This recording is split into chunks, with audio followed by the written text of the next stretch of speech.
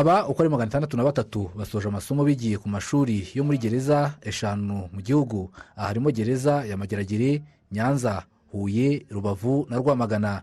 Imwe mu myuga abagororwa bize irimo ubukanishi, ububaji, gutunganya imisatsi n'ubumenyi kuri mudasobwa. Abasoje amasomo y'imyuga n'ubumenyingiro bavuga ko biteguye kuzabyaza umusaruro ubumenyi bungukiye muri gereza. Aba ubu barimo n'abarangije ibihano byabo baje gufata impamyabumenyi zabo. Iki ni igikorwa leta y'u Rwanda idukoreye cy'indashyikirwa, kuko twebwe ntabwo twizeraga ko twafatwa gutya, kandi twebwe twitwaga abanyabyaha, ariko biragaragarira buri wese ko leta yacu ikunda abaturage bayo. Impamvu yatumye mpitamo kujya kwiga ni ukugira ngo ndebe ko nindamuka arongeye gutaha ntazongera kugwa mu cyaha nk'icyo naguyemo, mbashe kwihangira umurimo, kuko badushishikarije kwiga imyuga kugira ngo nanjye nzihangira umurimo, bityo ejo cyangwa ejo bundi ntazongera kwisanga nongeye kugwa mu cyaha nk'iki ngiki. Abagororerwa muri gereza ya Nyarugenge bari basanzwe bafite ibyo bize mbere yuko batangira kugororwa. Bavuga ko bafite inyota yo kwiga imyuga n'ubumenyingiro kuko izabafasha kwiteza imbere. Ariko nanjye nifuza kwiga imyuga kubera ko ngewe nabaha ubuhamya bw'uko nabaye hanze, nabaye mu bihugu byinshi. Ndababwiza ukuri, hari igihe nko mu bihugu nabayemo za South Africa, narebaga abantu bize ibintu by'imyuga uburyo basarura amafaranga. Twe twarize amategeko, nta hantu ushobora kuyajyana ngo ubone akazi. Nkavuga ntiyo beza ko bari nko gusubira inyuma, nari kwiga imyuga nanjye aho kugira ngo nige amategeko. Ubuzima bw'imfungwa n'abagororwa burakomeza bakabona ibibafasha mu buzima bwa buri munsi. Ibi bitandukanye n'abatekereza ko muri gereza ari ahantu hari ibibazo gusa. Bamwe mu bagororerwa muri gereza Nyarugenge bishimira uburyo bitabwaho. Barwara bakakuvura, bitandukanye nuko abantu njye numva baba babivuga wenda hanze. Hari abatekereza ko tubyuka dukubitwa, tukarara dukubitwa, cyangwa se batugiye koresha za makeri. Ntabwo ariko bimeze hano muri gereza. Ngewe hano kwanza nkanjye nge nkurikije uko ibyo nari ndimo hariya hanze, nibura hano uyu munsi abavandimwe banjye baransura, bashiki banjye baransura, ariko hanze namaze imyaka 6 ntashobora kubonana n'umuryango wanjye. Ngewe kugira ngo usubire mu buhungiro nahitamo kuba muri gereza, kuko nibura bashiki banjye ndababona nibo bafite agaciro mu buzima bwanjye, ariko hanze sinashoboraga kuvugana nabo.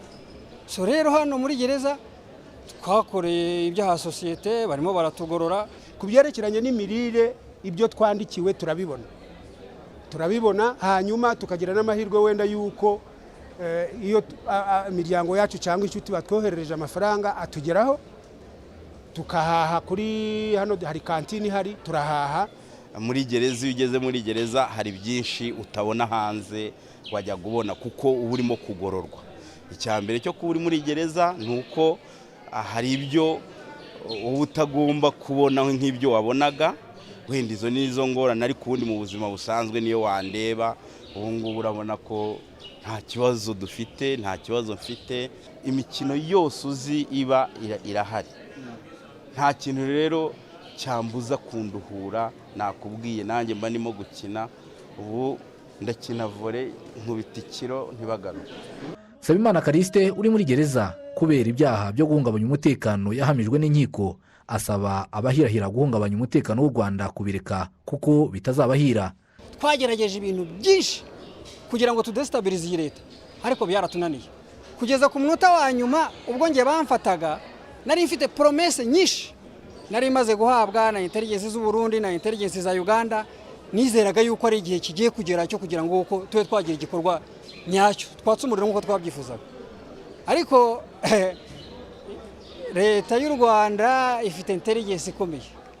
Icyo nababwira no kuvuga ngo iyi leta ifite intelligence ikomeye, iyi leta ifite umurideri uri charismatique, iyi leta iri smart, ifite amafaranga, ntabwo bazayirwanya ngo bayishore.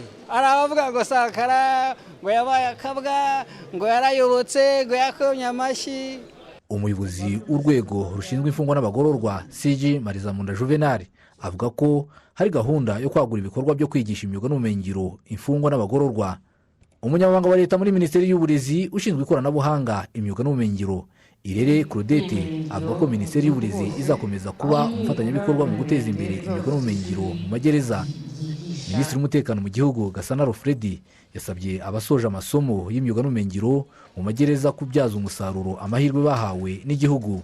Ubutumwa tugenera mwebwe abasoje amasomo yanyu kuri uyu munsi, yaba bamaze gutaha ndetse n'abakiri muri za gereza, ni uko mutagomba gupfusha ubusa amahirwe akomeye ndetse n'icyizere gikomeye igihugu cyabagiriye.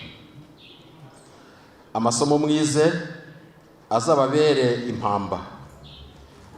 impamba izatuma murushaho kuba abanyarwanda batongera kwishora mu byaha ukundi, ahubwo muzabe mufite ubushobozi bwo kwihangira umurimo, guhakaza abandi, mwiteza imbere kandi muteza imbere igihugu cyanyu muri rusange. Gahunda yo kubaka amashuri y'imyuga n'ubumenyingiro muri gereza 5 zo mu gihugu yatangiye muri 2020 ikaba yaratewe inkunga n'igihugu cyo Buholandi. Bikaba biteganijwe ko iyi gahunda izagezwa no mu zindi gereza. Kwizera John Patrick, Televiziyo Rwanda.